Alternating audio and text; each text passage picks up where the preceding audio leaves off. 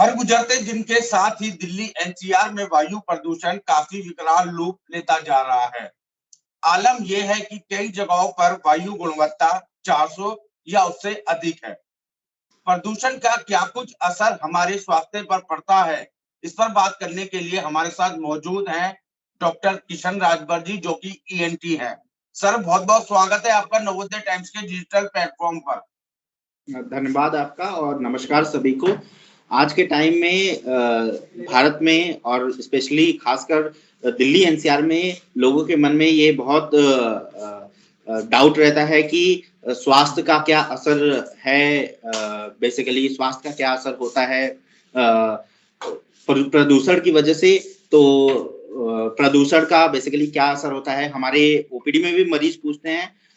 ये मुझे लगता है ये चर्चा काफी महत्वपूर्ण रहेगी मरीजों के लिए। सर, सबसे पहला सवाल यही है मेरा आपसे, जिस तरीके से वायु प्रदूषण और हवा की गुणवत्ता बेहद खराब है, क्या असर पड़ता है इसका हमारे स्वास्थ्य पर? विश्व स्वास्थ्य संगठन ने एक डॉक्यूमेंट रिलीज की थी जिसके हिसाब से ये बोला गया था पूरे विश्व में लगभग 70 करोड़ लोग पोल्यूशन से सफर कर रहे हैं डायरेक्टली और इनडायरेक्टली। तो जो प्रदूषण का असर होता है हमारे शरीर पे, वो केवल एक अंग से पर लिमिटेड नहीं रहता, ये बहुत अंग पे लिमिटेड रहता है, जैसे आंखों में, नाक में, गले में, छाती में, फेफड़ों पे, और साथ साथ डायरेक्टली इनडायरेक्टली हमारे दिल पे भी इसका असर होता है। और जिससे हार्ट अटैक वगैरह क्रोनिक एक्सपोजर, लंबे टाइम तक एक्सपोजर होता है तो होता है।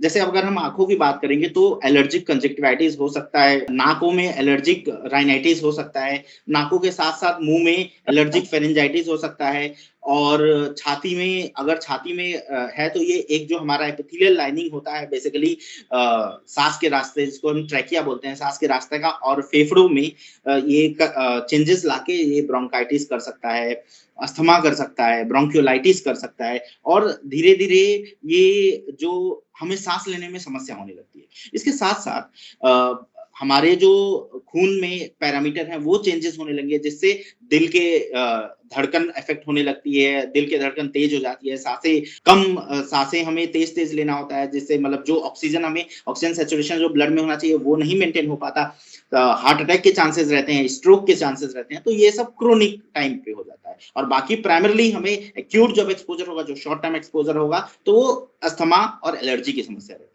सर, जिस तरीके से प्रदूषण लगातार बढ़ रहा है, किन लोगों पर इसका सबसे ज्यादा असर पड़ता है? प्रदूषण दो तरह के होते हैं। एक तो होता है इंडोर पोल्यूशन, जो हमारे घर में कारण होते हैं, जैसे कि आज भी जो अर्बन एरिया है, जो रूरल एरिया है और अर्बन एरिया स्पेशली, वहां पे कुछ ना कुछ सोर्स हो रहा है जिससे पोल्यूशन हो रहा है।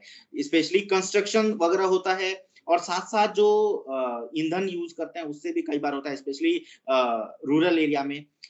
तो जो पेंटिंग वगैरह, सोफा की कुशन, इससे भी डस्ट होता है, वो जो इंडोर पोल्यूशन होता है। आउटडोर में आपका जो हमारे वाहन चलते हैं, इंडस्ट्रियलाइजेशन और एग्रीकल्चर है, जो दिल्ली के आसपास जो 2-3 राज्य सटे हुए हैं जहाँ पे पराली वगैरह जलाई जाती है, एग्रीकल्चर वेस्ट जलाई जाती है, उससे भी पोल्यूशन होता है, स्पेशली दिवाली और दिवाली के बाद वाले टाइम में। तो ये प्राइमरी कारण होता है, जो प्राइमरी कारण है, इसकी वजह से उसमें चेंजेस आ जाते हैं।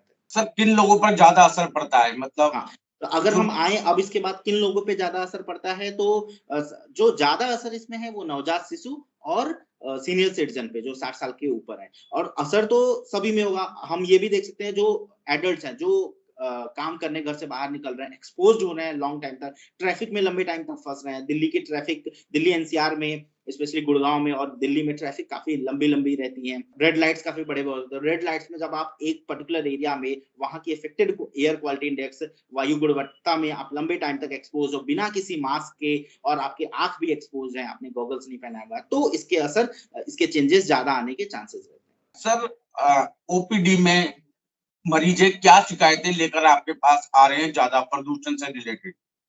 आज के टाइम में अगर हम देखें तो ओपीडी में जो मरीज आते हैं, इनिशियली जब प्रदूषण होता है तो मरीज जो आते हैं उनका नंबर कम हो जाता है। वो सोचते हैं प्रदूषण जब कम हो जाएगा तब हम आएंगे। तो हम प्राइमरली देखते हैं तो एक्यूट फुटफॉल जो होता है ओपीडी का, वो कम हो जाता है। लेकिन जैसे जैसे ये समय बढ़ता है, दिवाली नजदीक आती है, पोल्यूशन वही रहता है, कोहरा धुंध भी रहता है, पोल्यूशन का जो एयर क्वालिटी इफेक्ट होता है, लेकिन मरीज को तो आना है। तो उसमें हम देखते हैं मरीज का जो नंबर होता है वो कंपैरेटिवली सांस और जो एलर्जी वाली प्रॉब्लम्स की ज्यादा हो जाती है। जैसे अगर हमारे ओपीडी में 50 मरीज एक दिन में आ रहे हैं, तो ये नॉर्मली 4 से 5 या 5 से 6 मरीज आते हैं एलर्जी वाले साल भर के दौरान एक दिन में, बट इस टाइम में 20-22 के आसपास हो जाती है। और वो वही होता है allergic pharyngitis, allergic rhinitis, allergic bronchitis, इनके नंबर होते हैं। तो ऑलमोस्ट हम मान सकते हैं 40 से 50% ये प्रदूषण रिलेटेड इफेक्ट होता है, उसकी वजह से आते हैं। और स्पेशली जो सीनियर सिटीजन है उनमें सीओपीडी, अस्थमा की जो बीमारी होती है, वो उसका जो बोलते हैं एक्यूट एक्सरसर्वेशन अभी बढ़ गया है, अभी एक्यूटली बढ़ गया है, उनके इंसिडेंसेस ज्यादा हो जाते हैं। और ऐसे काफी मरीज होते हैं जिनको फिर कॉम्प्लिकेशंस हो जाता है, स्पेशली ओल्ड एज में, तो उनको आईसीयू वगैरह में भर्ती रखना पड़ता है, अस्पताल में भर्ती रखना पड़ता है, कईयों को आईसीयू में भी भर्ती रखना पड़ता है, कईयों को वेंटिलेटर की भी जरूरत हो जाती है। क्योंकि आप कान और गले के विशेषज्ञ हैं, क्या प्रदूषण का जो असर है वो इन 3 जगहों पर सीधे तौर पर पड़ता है? बिल्कुल, अगर हम देखेंगे तो अगर हम बाहर निकल रहे हैं घर से, तो हमारा सबसे ज्यादा एक्सपोज्ड, पूरे शरीर में हमने कपड़े पहन रखे हैं तो पूरे शरीर के स्किन बच सकते हैं, लेकिन जो हमारा कान, नाक, गला है, और स्पेशली हमारी देश की पॉपुलेशन जो है, जो कि जहाँ पे एजुकेशन या लिटरेसी रेट हम बात कर सकते कम है, वो कुछ भी करने से पहले आर्ग्यू करेंगे, कुछ भी करने से पहले 4 बार बोलेंगे कि ये मास्क मैंडेटरी तो नहीं है। तो ऐसे पॉपुलेशन जो है बिना मास्क के बाहर निकल रही है। फिर इन मरीजों को क्या होता है, बहुत ज्यादा एक्सपोजर नाक और मुंह को पोल्यूटेंट से या फिर गंदी क्वालिटी के या एयर क्वालिटी इंडेक्स जिनका अफेक्टेड है वो हवा से होता है। सो इनमें बीमारियां ज्यादा होने के चांसेस रहते हैं। इवन कई जगह सीरियस जहां एयर क्वालिटी इंडेक्स बहुत अफेक्टेड है, वहां पे क्या होता है कि जो कान की, जो हमारा एक्सपोज्ड आउटर कान है, पिन्ना है, इसमें क्या होता है, इसमें कॉन्टैक्ट डर्मेटाइटिस भी हो सकता है अगर काफी कॉम्प्रोमाइज, मतलब 550 600 या उससे ऊपर की एयर क्वालिटी इंडेक्स की हवा से हमारा लॉन्ग टाइम तक एक्सपोजर रहा। सर, एक काफी आपने महत्वपूर्ण बात बताई। एक अंतिम सवाल है मेरा आपसे। ये सब हो रहा है, प्रदूषण बढ़ा है, लेकिन बचना बहुत, एक उपाय अगर आप हमारे दर्शकों को बता सकें कि इससे कैसे बचा जा सकता है?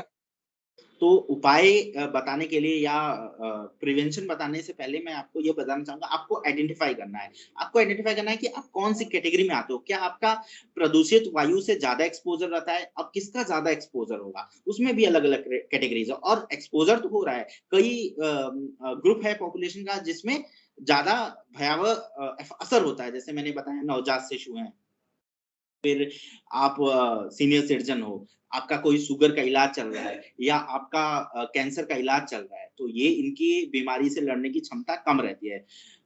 बच्चों में तो बीमारी से लड़ने की क्षमता डेवलप हो रही है, तो नेचुरली उनमें कम रहेगी। और इसके साथ साथ आपको आइडेंटिफाई करना है कि आपका जो काम है वो आपको ज्यादा ससेप्टेबल बना रहा है क्या। अगर आप कंस्ट्रक्शन साइट पे काम कर रहे हो, या आप जैसे कैब ड्राइवर तो फिर भी बच जाते हैं जो कार चलाते हैं, क्योंकि वो उनके शीशे बंद रहते हैं, वो बंद एनक्लोज स्पेस में रहते हैं, जिसमें, लेकिन जो बाइक वाले होते हैं, जो आजकल बाइक टैक्सी का चलन है बहुत ज्यादा रैपिडो के थ्रू, उनका बहुत ज्यादा एक्सपोजर होता है। तो आपको आइडेंटिफाई करना है कि आप कौन सी कैटेगरी में आते हो। अब आपने आइडेंटिफाई कर दिया तो आपको सावधानी बरतना है। अब मैंने जैसे बताया कि हम पहले घर से बाहर निकलते हैं तो हमारा क्या एक्सपोज सबसे ज्यादा होता है, तो मैंने बताया कि नाक, मुंह और कान और गला, तो ये एक्सपोज है। तो सबसे पहले तो आप मास्क लगाएं। मास्क के साथ साथ आप कोशिश करें कि जब आप कहीं से आ रहे हो तो अपने चेहरे को साफ पानी से सबसे पहले धो लें, ताकि अगर कोई भी पॉल्यूटेंट या जो हमारे हवा में, हमारे वायु में जो पॉल्यूटेंट्स होता है, क्या होता है हमारे वायु में पॉल्यूटेंट्स, हमारे वायु में sulphur dioxide, carbon monoxide, nitrous oxide, particulate matter में भी जो कंसर्निंग पार्टिकुलेट मैटर जो ज्यादा नुकसान पहुंचाते हैं हमारे स्वास्थ्य पॉइंट ऑफ व्यू से, वो होते हैं 2.5 माइक्रोमीटर और 10 माइक्रोमीटर। तो 2.5 माइक्रोमीटर हमारे सांस में इजिली चला जाता है, फेफड़ों में पहुंच जाता है और वहां डैमेज कर देता है, जिससे लॉन्ग टर्म में सिलिकोसिस वगैरह भी हो सकता है। सो आपको अगर इससे मास्क लगाएंगे, स्पेशली N95 मास्क थोड़ा आपको बचा पाएगा। नॉर्मल मास्क भी बचा लेगा काफी चीजों से, लेकिन N95 ज्यादा बेटर है। तो अगर आप मास्क लगा के निकल रहे हो तो बेटर है कंपेयर टू बिना मास्क के जाने से। आंखों को धोएं, गॉगल्स लगा के रखें। अगर आपका ट्रैफिक में, स्पेशली रैपिडो जो बाइक ड्राइवर होते हैं उनके लिए बोलूंगा कि आप गॉगल्स लगा के ड्राइव करें इस टाइम में जब भी आप कर रहे हैं। इसके साथ साथ आपको अगर कोई भी लक्षण आए, पोल्यूशन से लड़ सकते। और स्पेशली आप अगर सांस की बीमारियों से ग्रसित हो तो कोशिश करो कि अनावश्यक बाहर ना निकले। स्पेशली इस दौरान आपको बोलूंगा कि जो मॉर्निंग वॉक, इवनिंग वॉक करते हो, कोशिश करो अवॉइड करो। आप घर के अंदर वर्कआउट कर सकते हो, घर के अंदर अगर आपके ट्रेडमिल वगैरह है तो बेसिक वर्कआउट कर सकते हो। बाहर लॉन्ग टाइम तक ना एक्सपोज करें, स्पेशली वहां, स्पेशली दिल्ली एनसीआर के उन एरियाज में जहां पे वायु गुणवत्ता काफी अफेक्टेड है। आप वायु गुणवत्ता के अपडेट्स ले सकते हो, हर जगह अपडेट है, ऑनलाइन भी आपको अपडेट मिल जाता है कि कहाँ पे जा है। आप अगर पंजाबी बाग में रहते हो, आप ईस्ट दिल्ली में रहते हो, ईस्ट दिल्ली में थोड़ा ज्यादा इफेक्टेड रहता है, तो आप कहाँ पे रहते हो उस हिसाब से आप देख सकते हो और उसके रिकॉर्डिंग ही अपना डे प्लान कर सकते हो। अनावश्यक बाहर ना निकले कि बस बिना किसी कारण के निकल गए। जो कामकाजी लोग हैं, जो काम करने जा रहे हैं, उनको तो निकलना ही पड़ेगा। तो ये सब बेसिक है जो फॉलो करके हम प्रदूषण के भयावह इफेक्ट या फिर जो उनका बोलते हैं एडवर्स इफेक्ट, उससे हम बच सकते काफी महत्वपूर्ण बातें आपने बताई। बहुत बहुत शुक्रिया सर, नवोदय टाइम्स के डिजिटल प्लेटफॉर्म से बात करने के लिए। हैं। धन्यवाद आपका।